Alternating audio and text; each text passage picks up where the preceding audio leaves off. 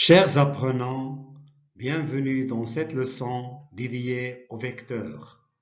Dans cette leçon, nous allons essayer d'atteindre les objectifs suivants.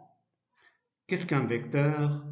Opposé d'un vecteur, somme de vecteurs, relation de Chasles, milieu d'un segment et des exercices. Et on commence par la définition d'un vecteur. Un vecteur est un objet mathématique caractérisé par une direction, un sens, une norme. Je vous laisse le temps de lire la définition de vecteur.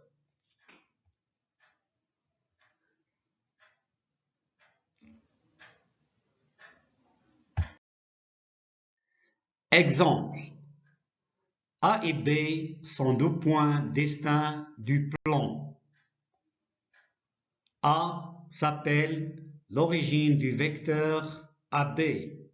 B est l'extrémité du vecteur AB. Dans ce cas, le vecteur AB est caractérisé par sa direction, qui est la droite AB, son sens, qui est de A vers B, sa norme, qui est la longueur AB. Égalité de deux vecteurs.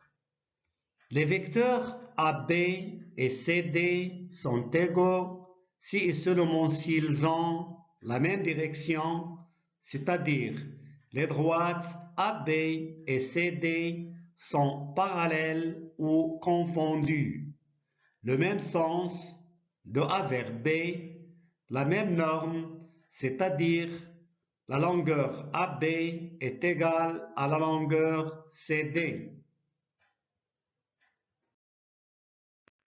Égalité de deux vecteurs. Considérons l'exemple suivant. Le vecteur AB et le vecteur CD.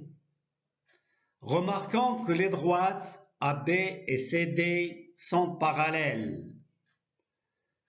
Aussi, la longueur AB est égale à la longueur CD. Le vecteur AB a pour sens de A vers B et aussi le vecteur CD a la même direction. On en conclut que le vecteur AB et le vecteur CD sont égaux.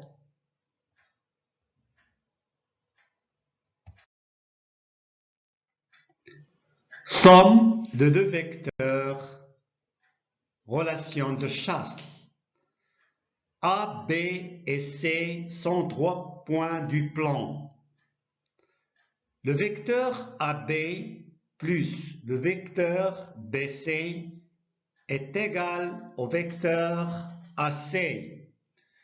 Remarquons sur le dessin, le vecteur AB allant de A vers B plus le vecteur BC allant de B vers C est égal au vecteur AC allant de A vers C.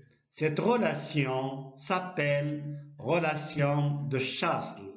Je vous laisse le temps de la lire et de la bien mémoriser.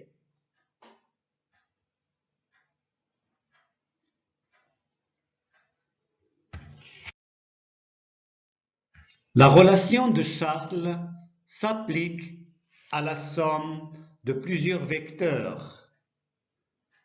Dans notre exemple, A, B, C, D et E sont quatre points du plan. Le vecteur AB plus le vecteur BC plus le vecteur CD plus le vecteur DE